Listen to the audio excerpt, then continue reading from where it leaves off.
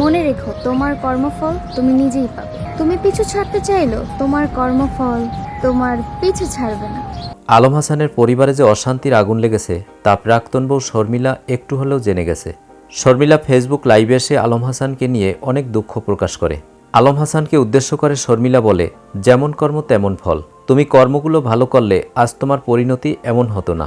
Hallucination করে নিজের সুখের সংসারটাকে নষ্ট না করাই ভালো। বুঝতে পারছো?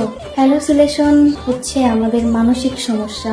অনেক মানুষ মানসিকভাবে বিপর্যস্ত হয়ে সবকিছুকে নিজের মতো ভেবে হ্যালুসিনেশনের মধ্যে ডুবে গিয়ে নিজের সুখের সংসারটাকে নষ্ট করে ফেলে। কর্মের ফল ভোগ করতেই হবে প্রত্যেকটা মানুষকে। তো তুমি যেমন কর্ম করেছো ঠিক তেমনই ফল পেয়েছো। এর থেকে ভালো কিছু তুমি আশা করো না বা পাবাও না। তো যেমনটাই পেয়েছো তেমনটাকেই সজ্ঞানে গ্রহণ করে নিয়েছো এন্ড কর্মের ফলটাকে এখন সারা জীবন ভোগ করতে হবে এবং সেটাকে মেনে নিতে হবে। অনাগত ভবিষ্যৎকে নষ্ট করাটা ঠিক হবে না। আশা করি বুঝতে পেরেছো।